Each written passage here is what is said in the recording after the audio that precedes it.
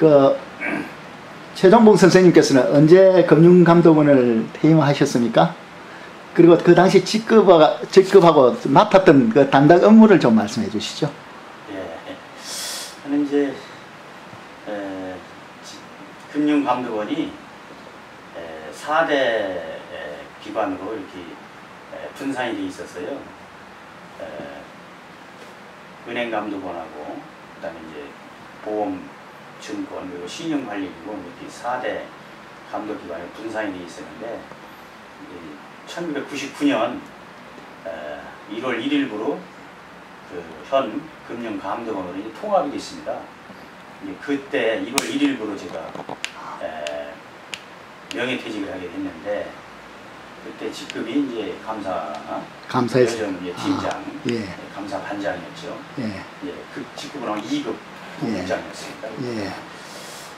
그 당시에 이제 명예퇴직 그 대상자를 받았는데 저는 이제 나이가 그 아직 한참 일할 나이고 지금 최연소 그 당시 만으로 이제 41세였는데 지금 이제 41살에 명예퇴직 그 대상자가 될 줄 저는 몰랐지요.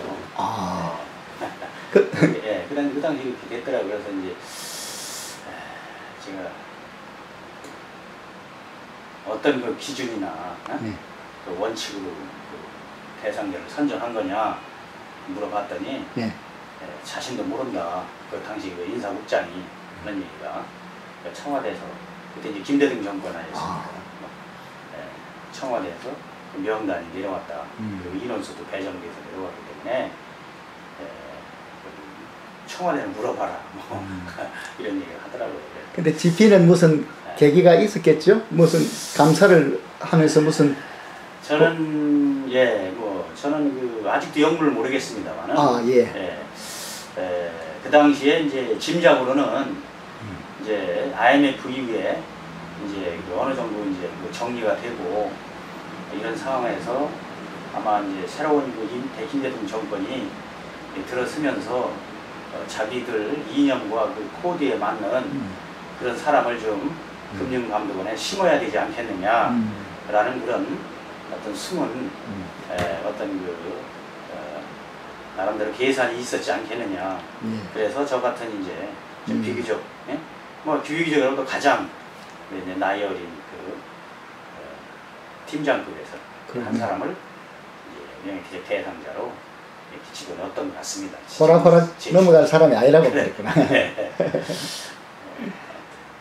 참 그때 심정이 참 41살 같으면 남자가 가장 자신있게 자기 일을 할 텐데. 가장이고 아직 한참 의욕적으로 참 정열적으로 일할 나이인데 이렇게 일찍 조기에 제가 이렇게 명예퇴직할 나이라고는 뭐 제가 상상도 못했죠. 그때 그 제가 받았던 어떤 심적인 고통이랄까 또 저뿐만 아니라 가족들이 받았던 그 참담했던 그 상황과 그 심적인 고통은 내가 당해보지 않은 사람이면 이해할 수 없는 그런 극단적인 상황이었습니다. 수용하기 힘들었죠. 바로 그냥 다른 어디로 갔습니까? 아니면 또 한동안 공백이 있었습니까? 네, 나와서 이제 뭐 갈 곳이 없으니까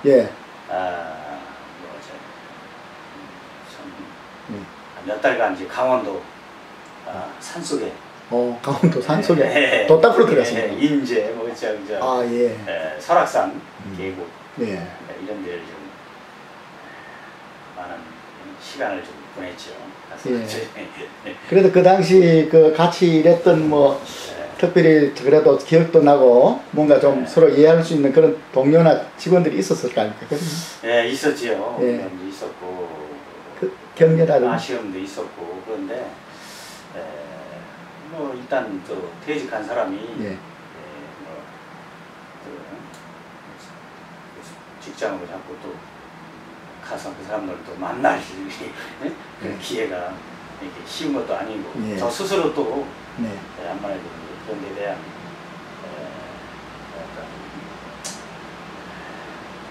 그래서 거리를 제가 의도적으로 좀 한 한동안 두었습니다. 예. 그래 다음 일자리는 어떻게 잘 연결됐으면 그래도? 예, 저는 뭐 특별한 일자리는 제가 예. 갖지를 못했고요. 예. 지금 이제 한나라당 네. 당시 이제 그 이해창 예. 그 총재 대선 후보를 돕게 되는 예. 이제 그런 캠프에 이제 참여를 하게 됐습니다. 아, 예, 예, 경제 그 정책실에 예, 예. 이제 금융 전문위원으로 참여하게 됐죠. 상당히 전문적인 분야에 그러면 조언을 많이 하셨겠네요. 네, 뭐 그 당시에 주로 그런 일을 많이 제가 했습니다. 예. 그런데 요번에 이제 우리가 이 저축은행과 일반은행 이렇게 참 있는데 사실은 저축은행이 일반은행과 다른 점이 뭡니까? 예. 이제 저축은행은 이제 전신이 이제 상호 신용금고인데요. 예.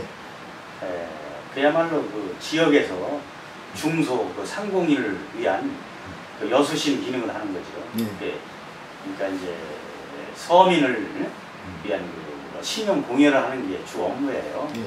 그러니까 일반 은행하고는 달죠. 이제 지금 문제가 된 것이 그러한 그 본연의 그 역할이 있는데 금융기관으로서 서민 금융기관으로서 중소 상공인을 위한 그런 본연의 역할을 좀 제대로 좀 해야 되는데 그렇지 않고 일반 은행 그 기업 금융 예를 들면 뭐 PF 대출이라든가 이런 그 일반 은행 흉내내다가 우리 속담에 그 뱁새가 광새 흉내내다가 쫓아가다가 그렇죠. 다행히가 캄보디아까지 갔다. 뭐 그런 그런 일 하다가 이제 지금 어떻게 보면 예견된 이런 사고입니다. 그렇습니다. 그러면 예견된 사고 같으면은 이 지금 가장 큰 그 비리 부산저축은행으로 통해서 나왔지만 사실 전반적인 저축은행 그 비리의 가장 큰 원인이 뭡니까? 첫째는 그 금융 정책에 큰 문제가 있었다고 봅니다. 뭐 여러 가지가 있겠습니다만은 그 한 축이 금융 감독 기능인데 그 감독 기능이 제대로 제 기능을 발휘하지 못했다. 부실 감독 문제가 지금 심각한 그런 문제가 되고 있지 않습니까? 이제 금융 정책에 이제 그 큰 어떤 시행착오라면은 이 김대중 정부 들어서면서 2001년도에 아마 상호신용금고를 그 이름을 아마 저축은행으로 이게 바꿔주는 것이 큰 어떤 시행착오였고요. 또 2006년도에 그 소위 그 많은 규제가 있습니다. 그 규제를 풀어주는 그 계기가 되는데 그것이 바로 소위 88 클럽이라는 겁니다. 그 88 클럽이라는 것은 그 자기 자본이 BIS 비율 국제결제은행에서 권고하는 그 BIS 비율이 8% 이상이고 그 자산 건전성 그 분류 기준이 있어요. 그 기준에서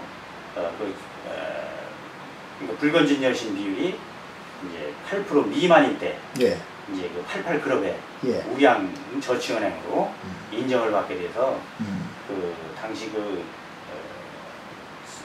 아주 그 규제가 철저하게 이루어졌던 이 동일인 여신한도 자기 자본의 그 20% 이상은 대출할 수 없다든가 또는 1인 그 80억 1인당 그 1인 법인 80억 이상은 대출할 수 없는 그런 제도적인 그런 장치가 있었어요. 근데 그 88 그룹에 그 해당이 되면은 그걸 다 이제 그런 제약에서 이제 좀 제외시켜주는 그런 이제 시행착오를 범했던 거죠. 부산저축은행도 그러한 데서부터 문제가 시작됐다 이렇게 본 겁니다. 그리고